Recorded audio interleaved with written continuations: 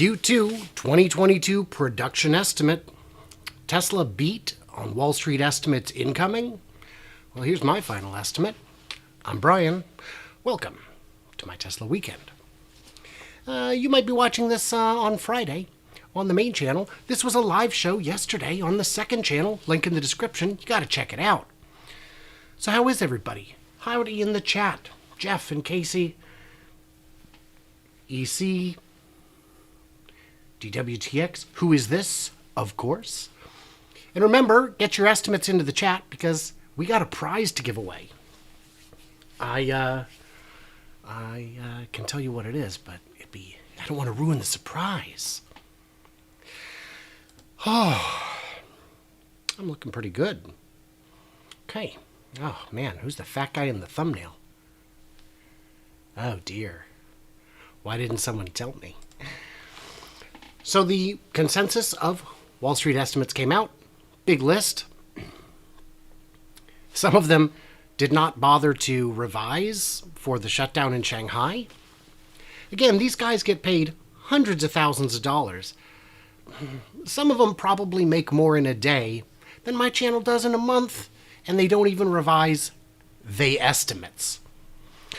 So they're thinking, here we are, consensus, 15,800 Model S and X, 239 3 and Y for a total of 256,714. Or 256,702. Nobody over that much. Yeah, that's pretty good. Well, standard deviation. So, we should talk about the numbers, huh? This is just a quick look. Last quarter, 305. Not going to hit that, I don't think. Tesla produces more cars at Fremont factory than when it was operated as a NUMMI plant. Did you know? Did you know? It's bigger than it was. They do produce more parts in-house, but they also have more house to be in when you include all the sprung structures. So Fremont could be looking pretty good. This came out today from Met God in Wilderness. Today or yesterday? It was recorded yesterday. He compared the... This was the overflow holding lot. And now that's what it looks like now. So they're blowing them out. We could see some good numbers out of Fremont. So let's jump over here. Fremont, I'm saying S and X up 5% from last quarter. An incremental growth. I think that's quite reasonable. Fremont 3 and Y, I'm also saying just up 5%. 118,801, 5% increase. For fun, we should see what the decimal place is. Oh, 0.2 cars. That sounds right. So let's talk about Shanghai. Shanghai is the reason so many of our numbers come together in a tight clustering. Because we know what the numbers are. When they got back to business hard, but they were out of business for quite some time. Quite some time. So, I should stop that. Tesla's sales in April were ugly. The second quarter could suffer. Bit of an understatement back on May 9th. The full extent wasn't known. How bad was it? This was a positive article from Inside EV saying the ramp back up is going nicely. But if we look at Made in China Model 3 and Y in April, 10,751. For Shanghai, that is abysmal. So I put that in. And we know what the production was. In May, 33,544. So guesstimating in Shanghai is the easiest of all because we have 2/3 of the work done for us. And then we saw Inside EV's report Tesla Giga Shanghai to produce over 71,000 EVs in June. I just went ahead and added another 1,000. Over 71,000, 72,000. That's what I said.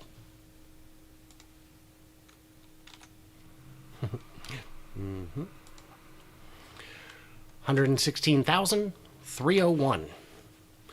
Street said what, 118? Oh no, Street said a combined total of, I'm saying 235. Get that out of there. It's all right. And Wall Street is saying 239. So we're pretty close. Wall Street's a little more ambitious. Oh, that's not inclusive of Berlin and Shanghai, Berlin and Texas. Okay, so looking at that, now we got to go to Berlin. How is Berlin doing, you guys? Do you know?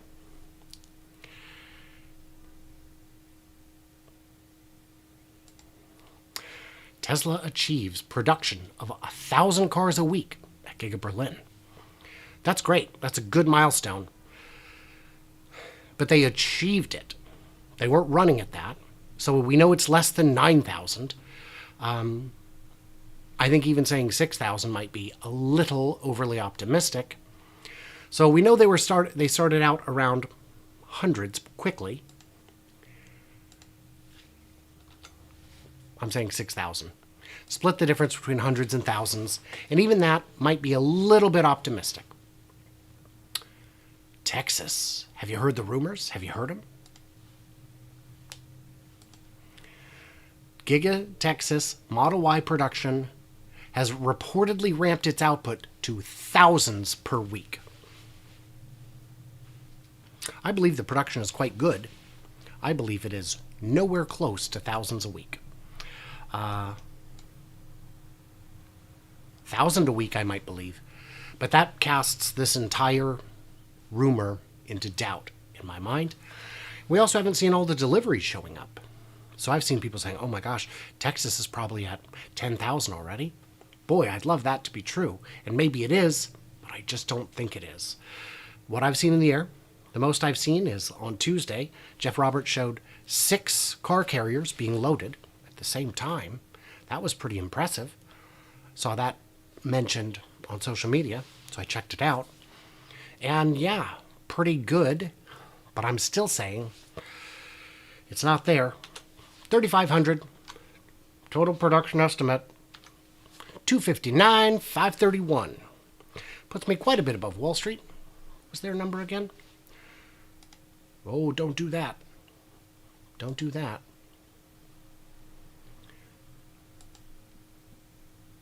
$256,717. So only about 1% higher than Wall Street.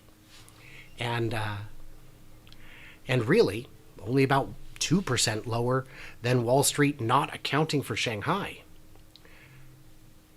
Okay. Standard deviation gets quite a bit larger. So that makes for some fun. So I think what we need to do is jump all up into that chat and see what you guys think. Of course, a quick thanks as always to my Patreons who get early access, bonus content, all that good stuff. A look at my 11-year production prediction tracker, which I hope to revise as soon as these numbers come out. And I may do a live show on the day of the production numbers being released. We shall see. So, yeah, let's do that. Let's see what we got in here. Casey points out, rightfully, there's a lot of variables this quarter. Yeah, Shanghai is the biggest variable it's ever been. Berlin is a variable for the first time, really, and Texas as well. Jeff pointed out, and I have a friend, a fan named Bob, who also was on the road recently. There's a lot of trucks on the road delivering Teslas right now, as we would expect at the end of any quarter. When you're on I-5, you see them. And Bob was actually going west out towards Coeur d'Alene. East, I don't recall. But he saw trucks as well. So we're getting a lot of good estimates. Why don't we go ahead and close this poll? Let's take a look at it, see how it's doing. The consensus is saying 250 to 260. That's my figure as well. Just barely. I'm impressed at how even this distribution is in the 240 to 270 range. but I'm not good enough with statistics to tell you if that's because of how I wrote it, or you guys being clever or influence. It doesn't matter. It doesn't matter. Hello, Wendelin. Hello, Chelsea. Hello, John. Hello, Rob Womack. Good to see you. Christian, hello. Thomas, hello. Jason, good to see you. Jason says, I'm just glad Q2 is over. Release the rampin'. Yeah, it's rampin' time. UFologist, good to see you. Yeah. UFologist, what's your guess? Like to see your number. Is it 10? Is the number 10? Very exciting. For those who haven't heard, some other news. Sandy Monroe has purchased a made in Texas Model Y with the 4680s. It is being delivered to him from Florida, and that teardown will begin forthwith. And they will not be driving it. They will not be focusing on the minutia. They're going straight for the battery. And if you are an OEM, a Tier 1, Tier 2 provider, a battery company, whatever you may be, you can buy 4680 cells for the low, low cost of $800 per cell. Hey, man, he's got them, so might as well get $500,000 in battery sales out of it. What are you going to do? Wait for the next one to get crashed? You need that thing now. Oh, Rob. Rob asked, how did I dig up my info on the switchyard? Do you mean that the expansion is part of a commercial grid and the original one is part of a retail grid? That was posted as a comment on one of Brad Sloan's videos with sufficient detail that I believed it, and it made sense to me. So, oh yeah, end poll. And it makes sense because if you're going to be selling Megapack storage back to the grid, you need to be connected to the wholesale grid, not the retail grid. You need to be a wholesale provider. It also means that their energy costs will be lower because they will not be a retail customer anymore. They'll be a wholesale customer. So that markup that somebody was charging to get it to them, they are now saving, or will be when it's complete. And also, it was explained that the permitting process is generally 18 months, where a retail permit is more like a matter of months. So that's what I'm getting on that.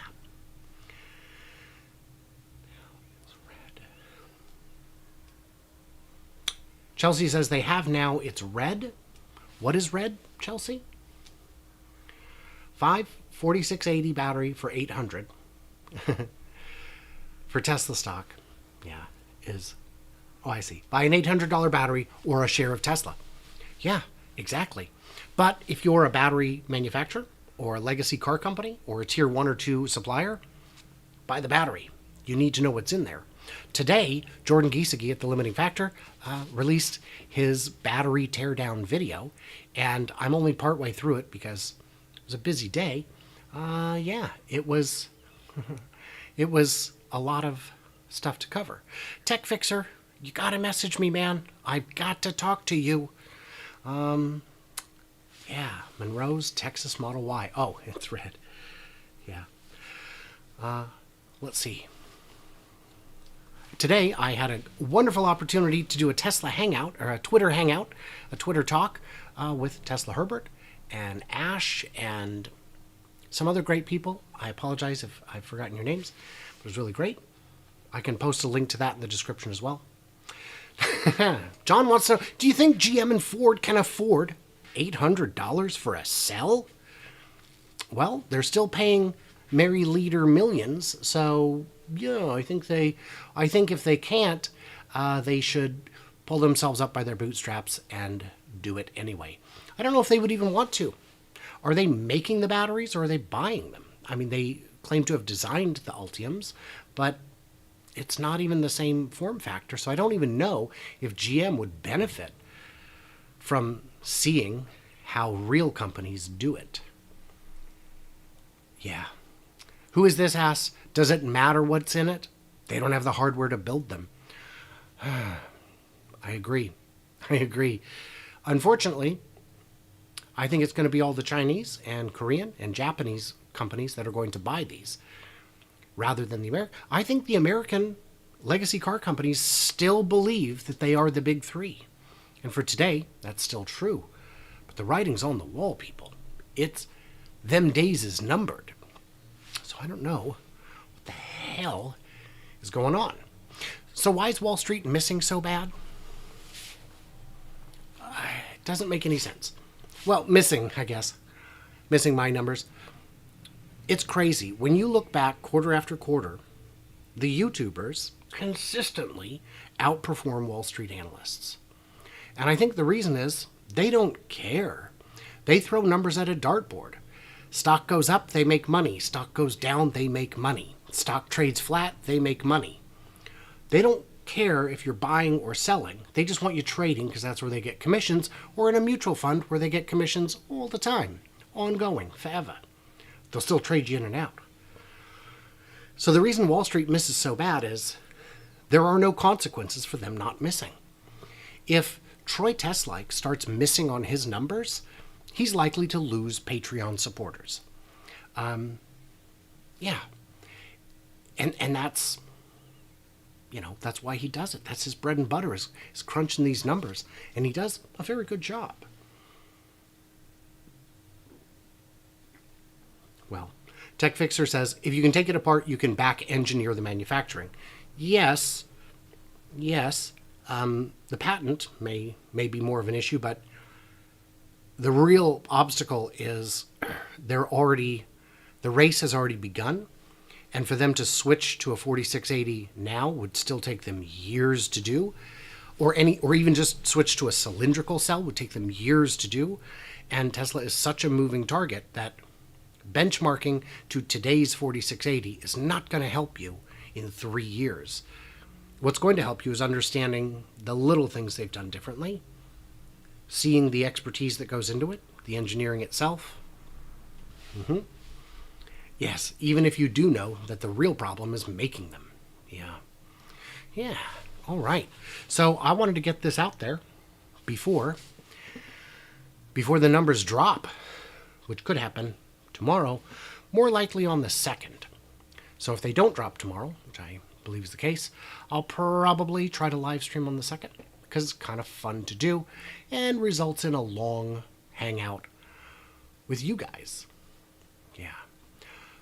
John points out, the cell shape is not the only thing. The chemistry itself may be novel.